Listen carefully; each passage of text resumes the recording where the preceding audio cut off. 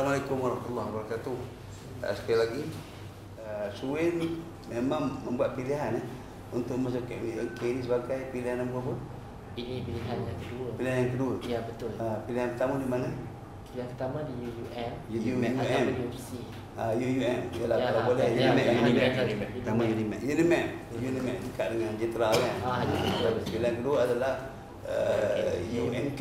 Pilihan kedua Ya, betul. Okey. Jadi kenapa saya tanya soalan itu? Kerana nak dengar daripada Suin sendirilah bahawa memang ini pilihan kedua. Dan kita nak nyatakan kepada umum bahawa kenyataan ini keluarkan oleh pihak-pihak yang mungkin tak tahu kali ini ataupun membawa sengaja nak membesarkan kali ini bahawa you adalah pelajar yang dilelong oleh UPU, oleh KPT. Itu tidak benar lah kan? Itu memang tak benar. Ya, memang tak benar. Betul. So, saya mengikuti perkembangan kemasukan pelajar ini. Apa yang saya ingin nyatakan sini adalah bahawa ucapan dan penghargaan kepada UMK, pimpinan Naib Chancellor, untuk menyatakan bahawa UMK ini begitu cakna dengan kemasukan pelajar ke universiti. Seperti yang telah dinyatakan oleh Naib Chancellor tadi, mungkin ramai yang tidak tahu apa yang universiti buat. Antaranya adalah universiti memastikan supaya pelajar-pelajar yang menghadapi masalah keuangan untuk masuk ke universiti, pelajar itu akan diberikan bantuan oleh universiti. Lebih dari itu, ada sebahagian bantuan pula adalah bantuan yang bentuk yang dinamakan tadi bantuan sulung. Sulung ini adalah bantuan yang sangat istimewa kerana pelajar akan dibantu oleh universiti untuk tempoh pengajian sehingga tamat pengajian dengan bantuan yang diberikan oleh universiti itu. Saya suka juga mengambil kesempatan di sini. Sukalah juga saya mengambil kesempatan di sini untuk mengingatkan kepada rakyat Malaysia untuk mereka lebih bertanggungjawab di dalam membuat kenyataan-kenyataan. Walaupun kita kadang-kadang menyatakan rasa prihatin, tetapi sebenarnya kadang-kadang kenyataan kita itu sangat tersasar dan boleh menimbulkan rasa tidak harmoni di kalangan rakyat Malaysia. Lelong ini lain maknanya, tapi pelajar ni maknanya dia memilih pemilihan yang dia buat. Contohlah, kita bagi satu contoh. Kita ambil satu contoh. Contoh pengajian bisnes. Pengajian bisnes.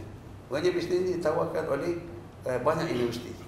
Jadi pelajar itu dia membuat pemilihan kursus namanya bisnes. Tetapi di universiti A dia dah ada cut off. Universiti B dia ada cut off dia. Universiti C ada cut off dia.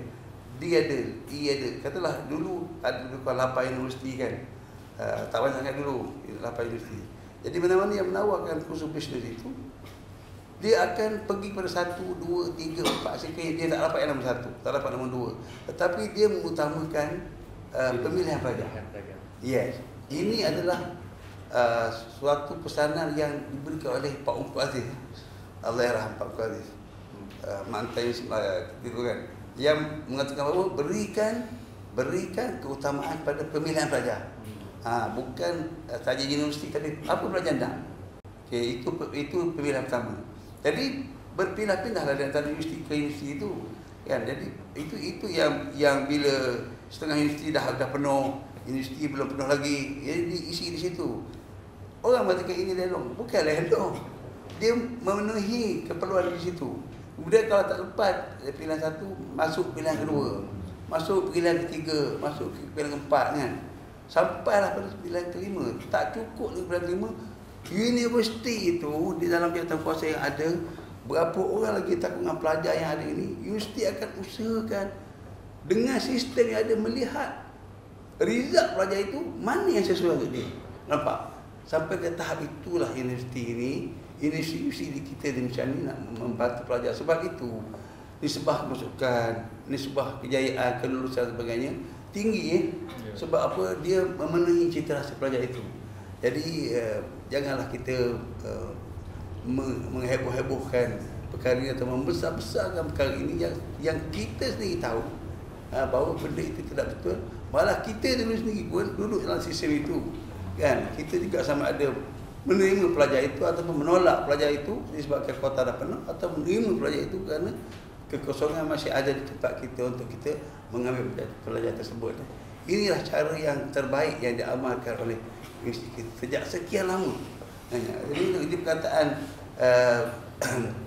kita tidak boleh menutup mulut orang, tetapi kita boleh jelaskan kepada masyarakat bahawa istilah lelong itu adalah satu istilah yang tidak tepat, tidak benar.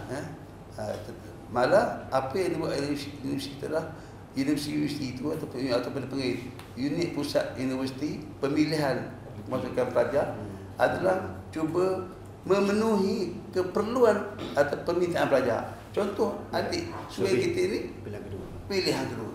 Mana begitu cepat, tapi jauh sikitlah daripada Unimed, PMK. Ada yang daripada UUM ke Unima, pilihan kedua dia kan. Budak tu, pelajar tu dia tengoklah apa yang dia nak kan, dia akan isi.